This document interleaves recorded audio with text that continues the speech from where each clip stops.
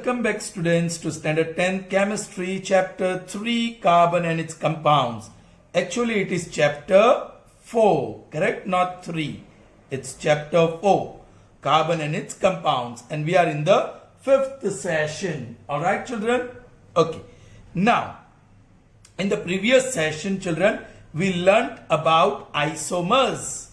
Yes, the organic compounds having same molecular formula but different structural formula, they are called isomers of each other, right?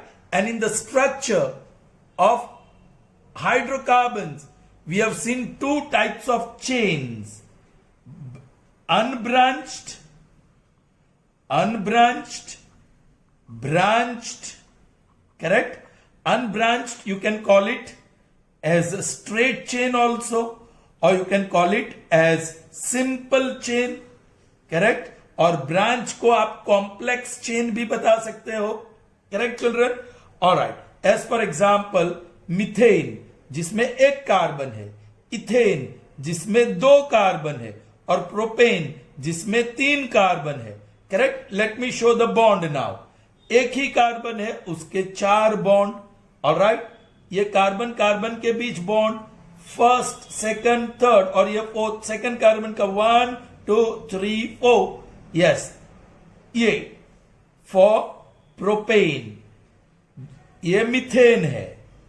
मैंने सिर्फ skeleton structure draw किया, skeleton या skeletal, whatever you call structure. Alright, I didn't put any hydrogen there.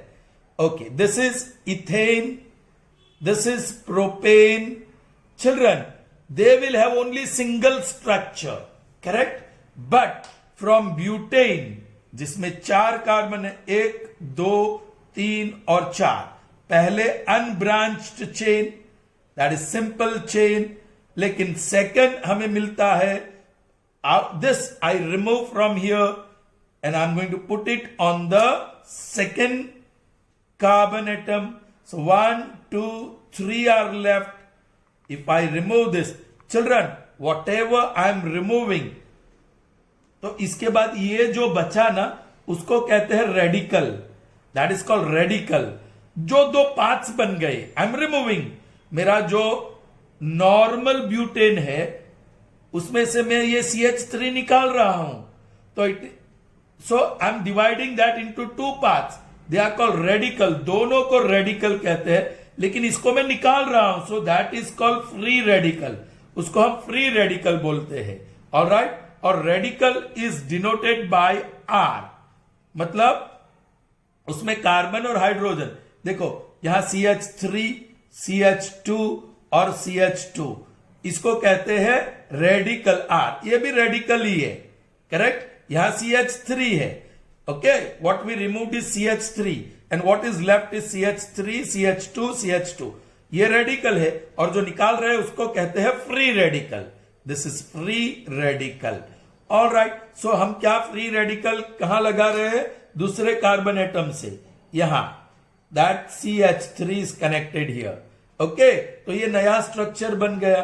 And this is branched chain, this is unbranch chain, simple chain, straight chain. आपकी समझ में आ रहा है children? Okay, वैसे ही हमने hexagon, I will be talking more about hexagon here. तो 1 2 3 4 5 और 6, और ये रहा उसका स्केलेटल स्ट्रक्चर या स्केलेटन स्ट्रक्चर. इसको कहते हैं नॉर्मल हेक्सेन, करेक्ट? और फिर हम एक फ्री रेडिकल निकाल रहे हैं यहां से, और जो बचा उसे रेडिकल कहेंगे. 1 2 3 4 5, और उसके सब बॉन्ड हम लिख रहे हैं, हर एक कार्बन के 4 बॉन्ड. और ये रेडिकल जो हम निकाल रहे हैं, उसको सेकंड कार्बन से हम जोड़ रहे हैं. सो एक नया स्ट्रक्चर बन गया, correct? Alright, keeping the same, ये रेडिकल को दूसरे से जोड़ने के जगह पे तीसरे को जोड़ रहे हैं. सो 1 2 3 4 5, जो जैसा था वैसा है 5. लेकिन ये जो फ्री रेडिकल है, उसको हम सेकंड से नहीं, थर्ड से जोड़ रहे हैं. सो ये नया स्ट्रक्चर बन गया। Correct children.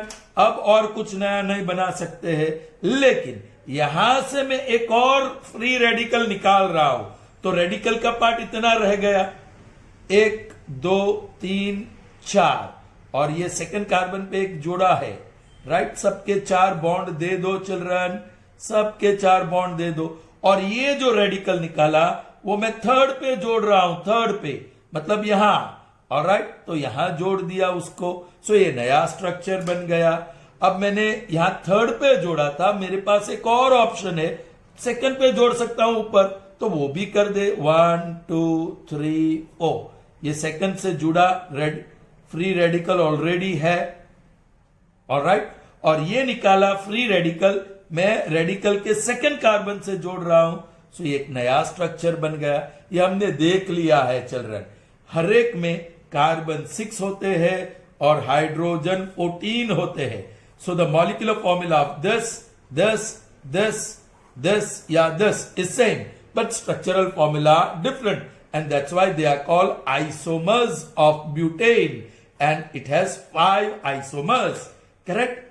लेकिन चिल्ड्रन हम एक और तरीके से जोड़ सकते हैं।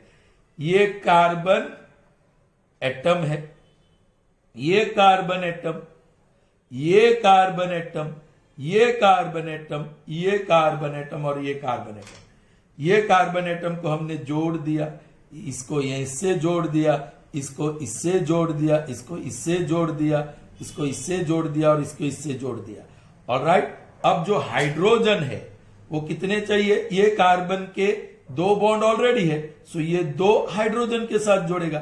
ये कार्बन के 2 बॉन्ड ऑलरेडी है, सो 2 बॉन्ड हाइड्रोजन से जोड़ेगा। ये कार्बन के 2 बॉन्ड ऑलरेडी है, सो 2 बॉन्ड हाइड्रोजन से जुड़ेगा। ये कार्बन के 2 बॉन्ड ऑलरेडी है, so each carbon is having 2 bonds, so you can have 2 more hydrogen bonds to make 4। Correct children. So this is a new structure. आप देख लो, हर एक कार्बन के 4 बॉन्ड और हर एक हाइड्रोजन के 1 ही बॉन्ड है। This is called cyclic structure, इसको कहते हैं साइक्लिक स्ट्रक्चर, ऑलराइट। ये ब्रांच अनब्रांच चेन था, ये ब्रांच, अभी एक नया स्ट्रक्चर आया, and that is cyclic structure, alright children. Okay, now please cyclic, you can say this spelling, cyclic structure, all right children।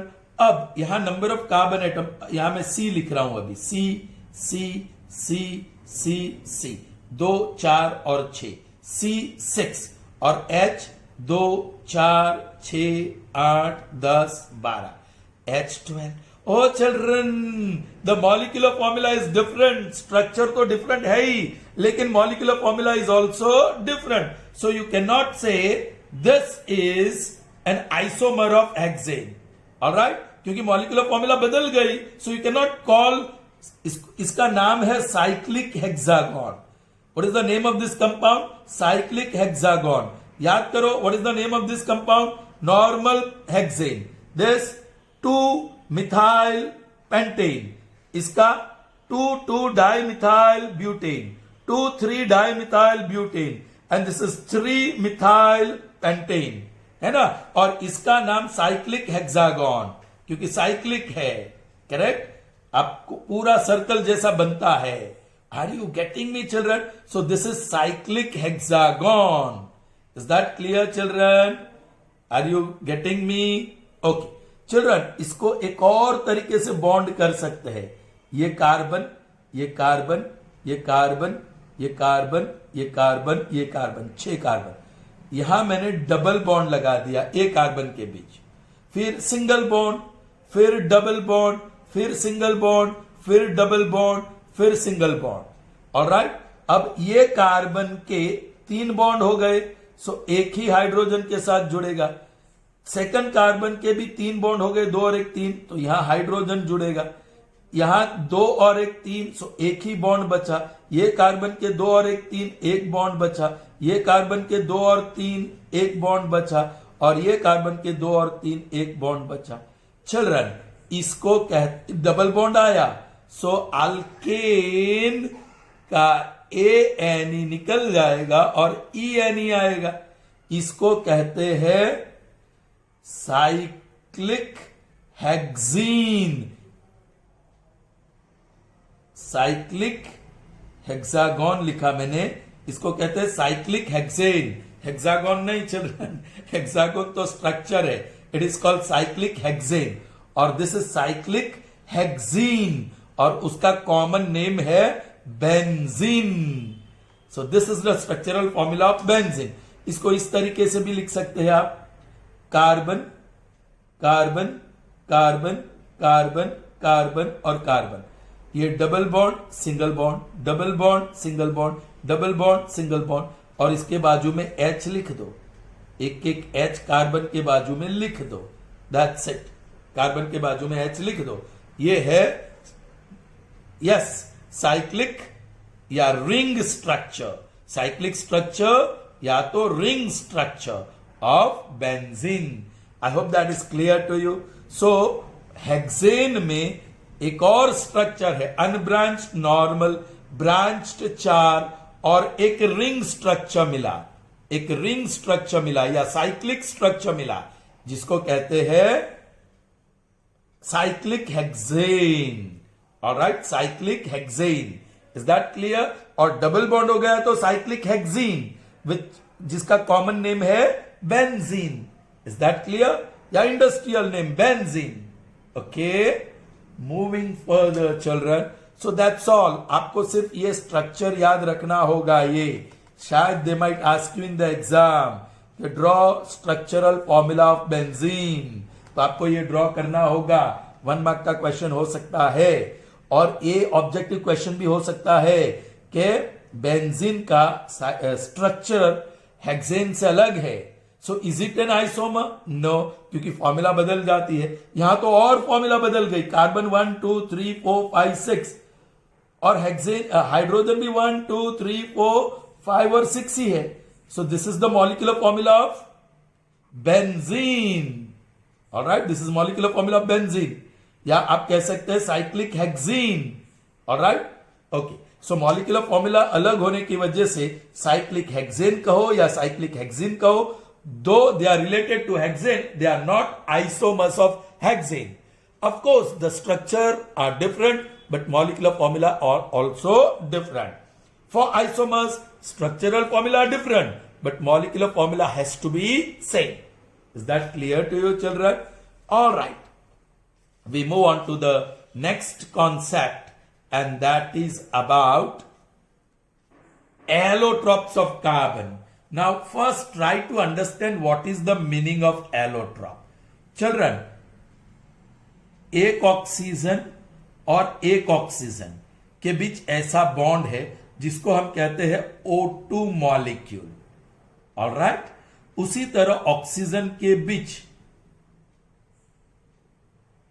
एक ऑक्सीजन का दो ऑक्सीजन के बीच भी बॉन्ड है which is called O3 molecule. इसको हम सिर्फ ऑक्सीजन कहते हैं या डाइऑक्सीजन कहते हैं. ऑलराइट, और डाइऑक्सीजन इसको हम कहते हैं ट्राइऑक्सीजन. ट्राइऑक्सीजन का कॉमन नेम है ओजोन. चिल्ड्रन, सो आप देख सकते हैं कि O2 मॉलिक्यूल में you will find only oxygen atoms, and even in O3 molecules you will find oxygen atoms. Oxygen atoms, ये डाइऑक्सीजन मॉलिक्यूल में ऑक्सीजन एटम्स ही मिलेंगे, ट्राइऑक्सीजन मॉलिक्यूल में भी ऑक्सीजन एटम ही मिलेंगे.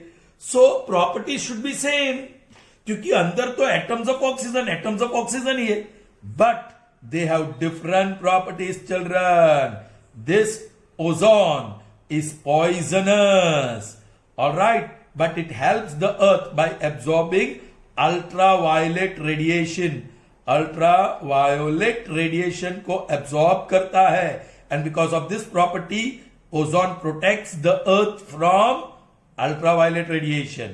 So, yeah, oxygen is not poisonous. In fact, we need oxygen. We inhale. Oxygen is lifeline. But we cannot inhale ozone, children. Okay? Because it is poisonous. So, दोनों की property, physical property different है. Alright? This is bluish gas. ये जो है, little bit bluish in color होता है. So, what I mean to say, O2 and O3 both are made up of oxygen atoms only, but they have different physical properties. Kyun? Why? Because arrangement of oxygen atom in both the molecules are different. Children, इसी को कहते हैं allotropes. So O2 and O3, they are the two allotropes of oxygen. Children, उसी तरह phosphorus, sulphur के अलग अलग molecules होते हैं. मॉलिक्यूल 1 वो फास्फोरस का ही बना है, मॉलिक्यूल 2 वो भी फास्फोरस का ही बना है, मॉलिक्यूल 3 वो भी फास्फोरस का ही बना है. चिल्ड्रन, व्हाइट फास्फोरस है, ब्लैक फास्फोरस है, रेड फास्फोरस है. So these are the three. See colours are different, so physical properties are different, but इसमें भी फास्फोरस का ही एटम है, इसमें भी फास्फोरस का ही एटम है, इसमें भी फास्फोरस एटम्स के अलावा और कुछ भी नहीं है. There is nothing in this structure except the phosphorus atoms, and yet they exhibit different properties. Kyun? Because the arrangement of phosphorus atoms in all these three substances, they are phosphorus, forms of phosphorus are different, so they exhibit different properties. So these are called allotropes of phosphorus. उसी तरह sulphur के भी phosphorus है. अब हम पढ़ने जा रहे हैं कार्बन के allotropes. That means okay, here are the three. There are more. सिर्फ 3 के बारे में पढ़ेंगे. ग्रेफाइट, डायमंड और fullerene, which is also called buckyball. Yeah, buck means tough, fullerene. Children, graphite में 1 carbon is linked with 3 neighboring carbon. जो dot है वो कार्बन समझो. अब कोई भी कार्बन लो, ये कार्बन को ले लो, तो एक कार्बन से जुड़ा है, ये 1, ये 2, ये 3. ओके, अब इस कार्बन को ले लो, तो एक कार्बन से ऑलरेडी जुड़ा है, इस तरफ दूसरे कार्बन से जुड़ा और इस तरफ तीसरे. ये कार्बन को ले लो, 1 bond is already there, this is second bond and this is third bond. ये कार्बन को ले लो, this is 1 bond, this is second bond and this is third bond. इस कार्बन को ले लो, this is 1 bond, this is second bond and this is third bond. ये carbon को ले लो, एक बॉन्ड ऑलरेडी है, ये दूसरा बॉन्ड, ये तीसरा बॉन्ड. इस कार्बन को ले लो, एक बॉन्ड इस तरफ, एक इस तरफ, एक इस तरफ. सो each carbon atom is bonded with 3 carbon atoms. Children, तो इस तरह हेक्सागोनल नेटवर्क बनता है. वो अरेंजमेंट इस प्रकार से है. सॉरी, इस तरफ जाएगा, ये इस तरफ जाएगा, इस तरफ. सो hexagonal network is formed. Children, but these carbons are in the same plane. All the carbon that you form in the net, okay, they are in the same plane में है. So they are coplanar. All these carbons are coplanar. So alright, तो एक layer बना, समझो ये एक layer बना, एक नेट बना. उसी तरह दूसरा लेयर बनता है ऊपर, ऐसे. ऑलराइट, ऐसे जोड़ दो. ऐसा दूसरा लेयर, लेयर के ऊपर लेयर, जैसे पेज के ऊपर पेज होते हैं, उस तरह लेयर के ऊपर layer. And this layers are connected to each other, but when you press them the layers slide and as a result you find graphite soft. यहां कुछ फ्री इलेक्ट्रॉन्स हो सकते हैं कार्बन के जो नहीं जुड़े. That's why graphite conducts electricity. वो सॉफ्ट है because planes can slide easily. Soft है, ऑलराइट. और वो ब्लैक कलर का है. Graphite is black colour, shining, black shining surface, smooth surface it has. Okay, अब बात करते हैं डायमंड की. In diamond each carbon atom is linked with 4 neighbouring carbon atoms. ऐसे, बट इन डिफरेंट प्लेन्स. ये same plane में है, ये डिफरेंट प्लेन्स में है. एक ही प्लेन में all 5 are not there, but 1 carbon atom is linked with 4 neighbouring carbon atom. फिर उस तरह से कोई ये लिंक हुआ, कोई ये लिंक हुआ, ये बना, समझो. Each one is connected to 4 but not in the same plane. So 3 dimensional rigid network बनता है चिल्ड्रन, ऐसे 3 डायमेंशनल रिजिड नेटवर्क बनता है, ऑलराइट। बट हर एक carbon is linked with 4 neighbouring carbon atoms, वो आपको समझना है। सो हियर 3 डायमेंशनल रिजिड मतलब बहुत मजबूत नेटवर्क फॉर्म होता है, नेटवर्क फॉर्म होता है, and that's why it is very hard. In fact the hardest substance found on the earth is diamond children, and it does not, there are no free electrons here, so bad conductor of electricity, bad conductor of electricity. Is that clear children? all right, अब बात करते हैं फुलेरन की, वो भी carbon से ही बना है, ऐसे 1 2 3 4 5 6 7 8 ऐसे, कभी हेक्सागोन बना, कभी पेंटागोन बना, ऑलराइट, ऑलराइट, ऐसे कुछ बनता है, हेक्सागोन या pentagon.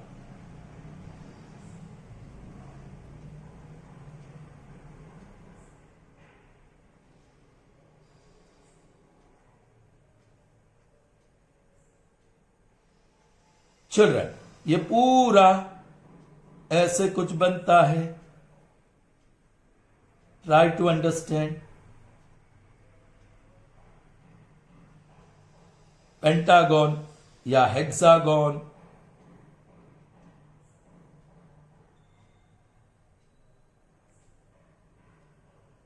Whatever, I am just completing. लेकिन वो कैसे स्ट्रक्चर में है चिल्ड्रन?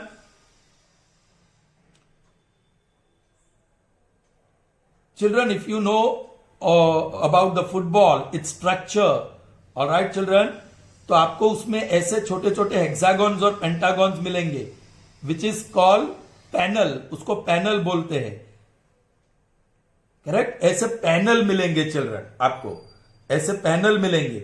वो पैनल हेक्सागॉन होता है 6 साइड्स वाला या पेंटागॉन होता है, लेकिन उसको स्टिच करके, when it is stitched, alright, वो पूरा एक हॉलो स्ट्रक्चर बनता है और उसमें हवा भर दो तो ब्यूटीफुल स्फीयर बनता है। ओके, उसी तरह पहला 60 कार्बन एटम से ये बकमिंस्टर फुलर नाम का जो आर्किटेक्ट था, उसने ऐसा कुछ स्ट्रक्चर बनाया था, ऑलराइट, वो बिल्डिंग में बनाया था। लेकिन ऐसा ही स्ट्रक्चर कार्बन से 60 कार्बन से बन सकता है, इसलिए यह स्ट्रक्चर को बोला गया बकमिंस्टर फुलेरन या बकी बॉल, क्योंकि बॉल फुटबॉल टाइप का है, या सिंपली फुलेरन। चिल्ड्रन अब देखो, ये ग्रेफाइट हो, डायमंड हो या फुलेरन हो, they are all made up of carbon. उसके स्ट्रक्चर में कार्बन एटम्स के अलावा और कुछ नहीं है, nothing except carbon atoms you will find. But the carbon atoms arranged here, carbon atoms arranged here, and carbon atoms arranged here, they are totally different, and that's why they exhibit different properties. देखा मैंने properties बताया, ये good conductor है, ये bad conductor है, alright. Properties are different, structures are also different, you understand, but they are made up of carbon. So what are allotropes of carbon? Substances या compounds which are made up of carbon in different forms having different properties are called allotropes of carbon. All right, I'm writing it here. Compounds, yeah, you can say substances which are purely made up of carbon but having different forms and properties, physical properties, even chemical properties can be different, are called allotropes. Allotropes of carbon. Children, don't get mixed up with allotrope and isomer that we have seen. Isomer में क्या है? Molecular formula same, structural formula different. और allotrope में क्या है? They are made up of same atom but their forms are different, their physical and chemical properties are different. Correct? And why the physical and chemical properties are different? Due to different arrangement of atoms in their structure.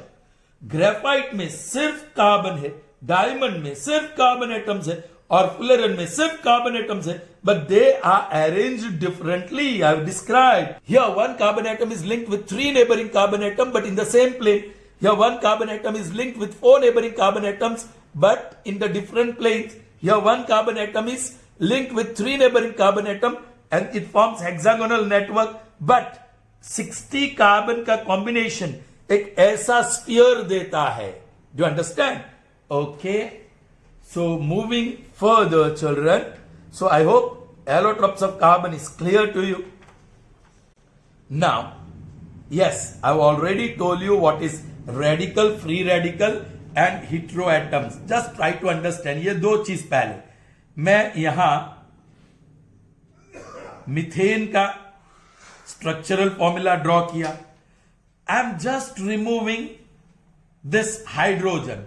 तो hydrogen का हम free radical बोल सकते हैं और जो बचा वो भी रेडिकल है, दोनों रेडिकल है. सो ये जो रेडिकल बचा, करेक्ट, ये अपने बॉन्ड के साथ, क्योंकि हाइड्रोजन तो निकाल दिया, और वहां हम क्लोरीन डाल सकते हैं. We can substitute chlorine.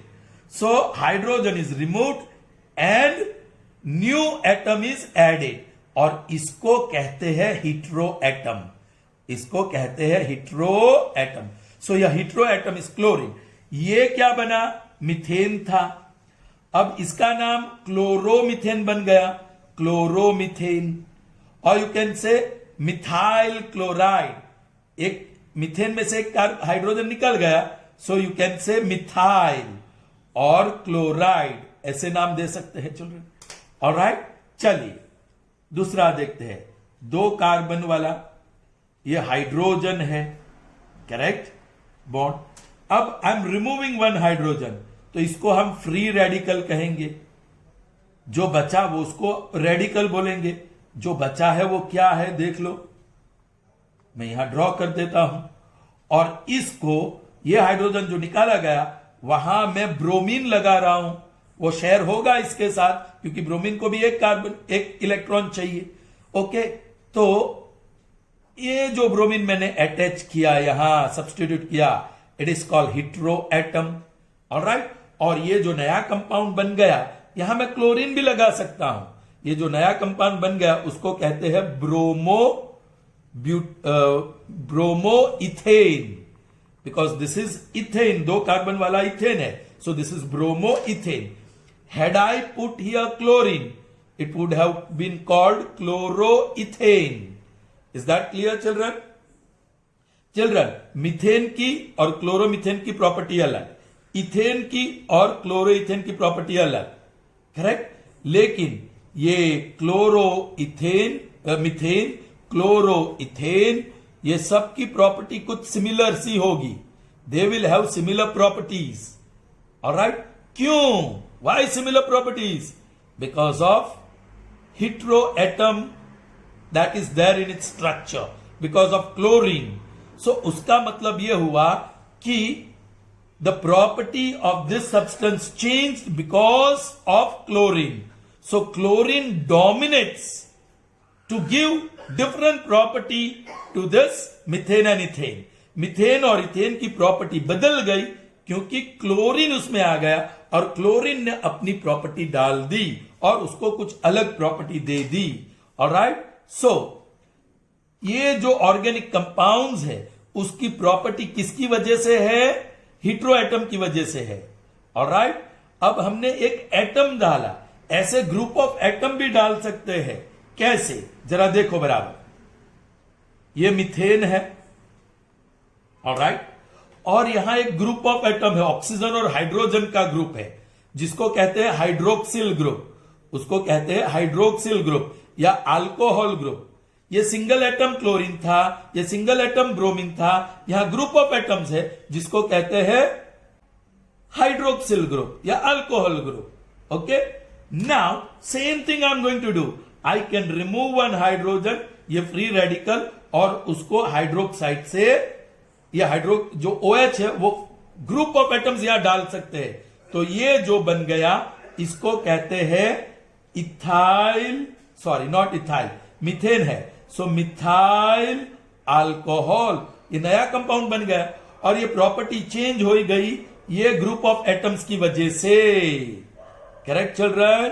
Okay. उसी तरह हम सेकेंड नंबर का अल्केन लेंगे जिसको कहते हैं इथेन।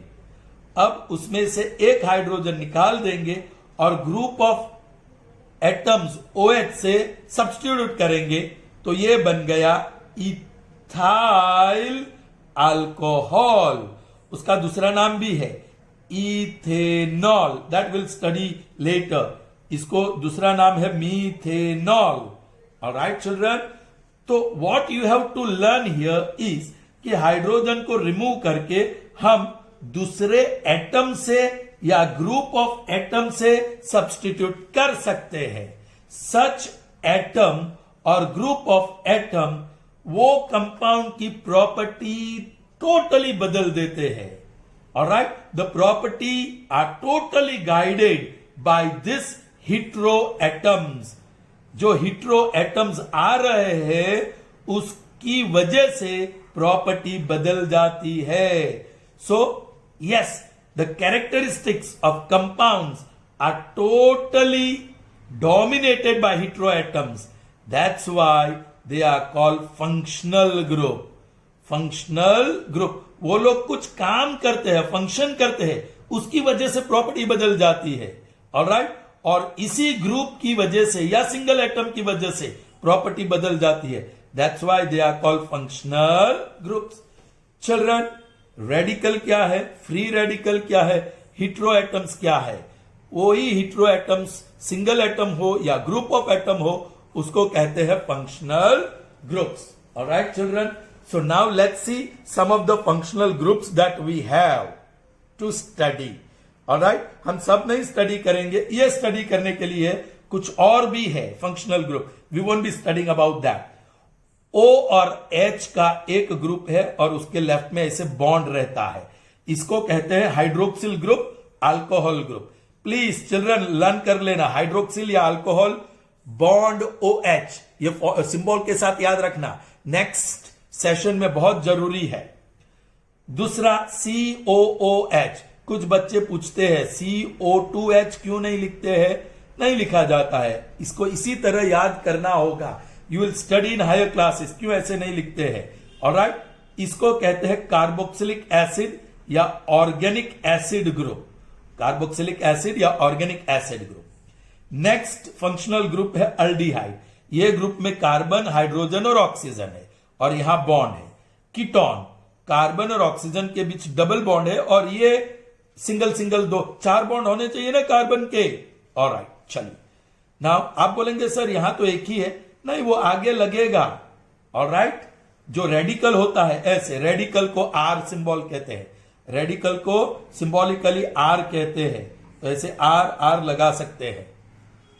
जो बचता है वो रेडिकल की बात कर रहा हूं मैं चिल्ड्रन, उसको रेडिकल के लिए R सिंबल, वो CH3 हो सकता है, CH3 CH2 हो सकता है, CH3 CH2 CH2, जो भी बचा वो हो सकता है CH3 CH2 CH2 CH2। Okay, वो निकालने के बाद जो भी बचा CH3 हो सकता है, यहां निकाल दूं तो CH3 होगा, यहां से हाइड्रोजन निकाल दूं तो CH3 CH2 होगा, 3 कार्बन में से निकाल दूं तो CH3 CH2 CH4 होगा, 4 कार्बन वाला ऑर्गेनिक कंपाउंड से निकाल दूं तो CH3 CH2 CH2 CH2 होगा। उसको कहते हैं radical and R is the symbol for that. अभी आपको सिर्फ ये फंक्शनल ग्रुप का सिंबल याद रखना है, वो रेडिकल का नहीं। ऑलराइट, और X stands for halide, halide मतलब हैलोजन्स। हैलोजन्स किस ग्रुप को कहते हैं? आप 5th चैप्टर में देखेंगे, क्लोरीन ब्रोमीन फ्लोरीन आयोडीन, वो एक ग्रुप में है, उसको हैलोजन्स बोलते हैं, हैलोजन्स, इसलिए उसको हैलाइड ग्रुप बोलते हैं। राइट। ईस्टर में COO लेफ्ट और राइट में बॉन्ड है, कीटोन में C double bond O। I write again once again bond OH, this is hydroxyl या alcohol, bond COOH, this is carboxylic acid group, bond CHO, this is aldehyde group, double bond O और ये bond, this is ketone group, bond COO bond, this is ester group, और bond और X stands for chlorine या bromine या fluorine या iodine. Alright, कोई भी halogen हो सकता है यहां। ऑलराइट, और कुछ और ग्रुप्स है, amide group CO bond NH, amine group bond NH2, ether group yes O के बीच आगे पीछे बॉन्ड है R और R डैश। अलग हो सकता है, जब दो होते हैं तो एक को R बोलते हैं, एक को R dash. R can be equal to R dash और R can not be equal to R dash. R ये हुआ और R डैश ये तो अलग अलग, R ये और R डैश भी ये तो इक्वल। वो आगे जाके देखेंगे, children will see that, don't worry about that. अभी ये समझ में ना आए तो डोंट वरी, लेकिन अभी आपको सिर्फ ये सिंबल्स और फॉर्मूला और उसका नाम याद रखना है फॉर द नेक्स्ट वन। अब मैं बताता हूं children how those organic compounds are formed with alcohols और ऑर्गेनिक एसिड। अल्कोहल का फंक्शनल ग्रुप है डैश OH और ऑर्गेनिक एसिड या कार्बोक्सिलिक एसिड, जिसको हम कार्बोक्सिलिक एसिड बोलते हैं, उसका फंक्शनल ग्रुप है डैश COOH। अब बराबर समझिए, एक कार्बन एटम वाला अल्केन कौन सा है? Yes, I am writing it, methane. Alright, अब I am going to remove the free radical from here, and that is hydrogen, and I'll be substituting by hydroxyl group. इसको hydroxyl group भी बोलते हैं। तो yes, ये अब बन गया C, जो रेडिकल बचा था वैसा ही लिखा, और OH निकल गया और OH लगा दिया। ये रिएक्शन नहीं दिखा रहा हूं, कैसे मीथेन में से मिथेनॉल बना, स्ट्रक्चरल फॉर्मूला, इसको कहते हैं मीथेन। ये ई निकाल दो और उसकी जगह पे ऑल लगा दो, क्योंकि हाइड्रोक्सिल का दूसरा नाम है अल्कोहल। सो ये अल्कोहल का लास्ट OL ई निकाल के करते हैं, सो इसका नाम बन गया मिथेनॉल। और इसको दूसरा नाम भी बोलते हैं, एक हाइड्रोजन निकालने बाद एक कार्बन मिला, सो उसको बोलते हैं मिथाइल। ओके, और OH आया तो उसको लिख देते हैं बाजू में next word alcohol. So either call methyl alcohol या methanol. Is that clear children? Okay, now next देखते हैं दो कार्बन एटम वाला अल्केन, जिसको हम कहते हैं ethane. Correct. Now I am going to remove one hydrogen from here and put group of atom, जिसको कहते हैं हाइड्रोक्सिल ग्रुप। सो ये जो है वो वैसा का वैसा रहेगा, 1 2 H H H H H, लेकिन यहां H की जगह पे हाइड्रोक्सिल ग्रुप आया। इसको इथेन कहते हैं, इसको इथेन ई निकालो और ऑल लगा दो, क्योंकि अल्कोहल ग्रुप है, सो इथेनॉल कह सकते हैं। या इथेन में से एक हाइड्रोजन निकाल दिया तो इथाइल बन गया, और अल्कोहल ग्रुप डाल दिया, so alcohol. So this is the formula, structural formula of ethyl alcohol या ethanol. Okay children, now let's see 3 carbon atom, 1 2 3, उसको कहते हैं प्रोपेन। ऑलराइट, उसके 8 हाइड्रोजन एटम्स होते हैं। नाउ एक फ्री रेडिकल को निकालेंगे and I am going to substitute by OH। So क्या बन गया, जो बाकी के 3 कार्बन है ऐसे के ऐसे लिखो, जो भी उसके 4 बॉन्ड है वो दे दो। ऑलराइट, अब ये तो हाइड्रोजन रहेंगे, बाकी के सब हाइड्रोजन रहेंगे, लेकिन ये हाइड्रोजन की जगह पे OH आएगा। अब ये प्रोपेन है तो ई निकाल दो और ऑल लगा दो, प्रोपेन ई निकाला और ऑल प्रोपेनॉल, अथवा ये हाइड्रोजन निकाल दिया 3 कार्बन वाला है, सो आप प्रोपाइल कह सकते हो उसको, प्रोपाइल, ऑलराइट। और OH लगाया, फंक्शनल ग्रुप OH इंट्रोड्यूस किया, सो उसको लिखो alcohol, second word. So the name of this compound is propanol या प्रोपाइल अल्कोहल। चिल्ड्रन, ये methanol, ethanol, propanol, they are all alcohols obtained from alkanes. Is that clear, children? All right, okay. अब ये सारे alkanes है ना, ये सारे alkanes है, और alkanes की जनरल फॉर्मूला CnH2n+2 है। आपको समझ में आया? और अल्कोहल्स की जनरल फॉर्मूला क्या बनने वाली है? अल्कोहल्स की जनरल फॉर्मूला, चिल्ड्रन, हमने सिर्फ एक हाइड्रोजन निकाल दिया, जो अल्केन थे, मीथेन, इथेन, प्रोपेन, उसमें से एक हाइड्रोजन निकाल दिया, सो हाइड्रोजन 2n+1 हो गया।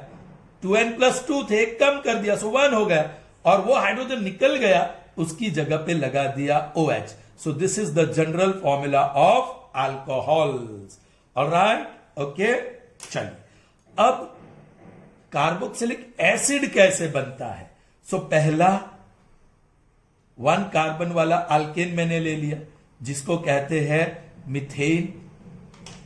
अब इसमें चिल्ड्रन ये फंक्शनल ग्रुप डालने वाले हैं। अब देखो, यहां क्या निकाल देते हैं? हाइड्रोजन, और क्या लगा देते हैं? कार्बन। तो 2 कार्बन हो गए। कार्बन बढ़ने नहीं चाहिए, उतने ही होने चाहिए जितने थे। ओरिजिनल स्ट्रक्चर में एक ही कार्बन है, तो न्यू स्ट्रक्चर में भी उतने ही नंबर ऑफ कार्बन एटम्स होने चाहिए। तो जब भी फंक्शनल ग्रुप में कार्बन का प्रेजेंस हो, तो आप एक कार्बन निकाल दोगे स्ट्रक्चर से, और एक कार्बन के साथ 3 बॉन्ड, 3 हाइड्रोजन निकल जाएंगे। सो मतलब यहां से सिर्फ हाइड्रोजन नहीं निकलेगा, कार्बन के साथ 3 हाइड्रोजन निकल जाएगा। बचा क्या? सिर्फ हाइड्रोजन विथ दैट बॉन्ड, और ये बॉन्ड COOH के साथ बना। Is that clear? So methane से क्या मिला? मीथेन, चिल्ड्रन, ई निकाल दो और OIC लगा दो, OIC, methanoic, and then the next word you put is acid. So methane से क्या मिला? Methanoic acid. समझ में आई बात? So this is how you got the formula. अब बॉन्ड निकाल दो, तो HCOOH, this is the molecular formula of methanoic acid. ये स्ट्रक्चरल फॉर्मूला हो गया। ओके, नाउ सेकेंड, 2 कार्बन वाला इथेन, राइट। कौन सा फंक्शनल ग्रुप उसमें हम डालने वाले हैं? COOH, कार्बोक्सिलिक एसिड या ऑर्गेनिक एसिड वाला ग्रुप। पहले देख लो, क्या वो फंक्शनल ग्रुप में कार्बन है? क्या है? यस। तो एक कार्बन निकलेगा और उसके साथ 3 हाइड्रोजन निकलेगा, तो ये फ्री रेडिकल हुआ। फ्री रेडिकल CH3, एक कार्बन के साथ 3 हाइड्रोजन। ओके, अब बचा क्या? एक कार्बन 3 हाइड्रोजन के साथ बचा, और ये वाला बॉन्ड रखो, और वहां आप जोड़ दो फंक्शनल ग्रुप COOH। ये था इथेन, उसमें से E निकाल दो और लिखो OIC। So ethanoic, and the next word is acid. So this structural formula of ethanoic acid. ये इथेन है, ये इथेनोइक एसिड है। ऑलराइट, इसकी मॉलिक्यूलर फॉर्मूला लिखना चाहते हो तो ये कार्बन, उसके साथ 3 हाइड्रोजन CH3, और फिर COOH लिखा दो। सो this is the molecular formula of ethanoic acid. तीसरा वाला भी देख लेते हैं, जिसमें 3 कार्बन है, hydrogen, hydrogen, hydrogen, right.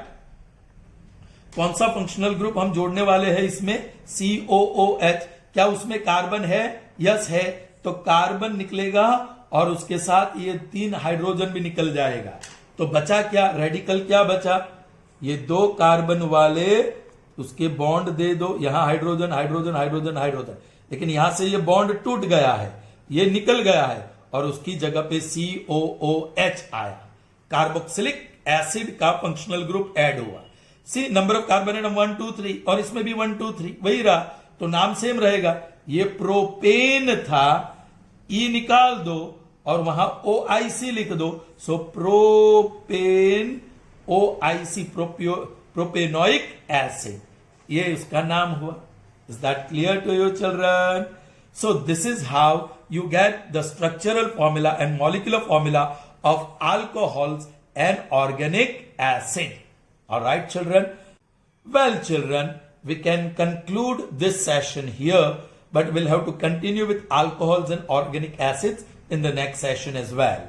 So see you in the next session. Till then, goodbye.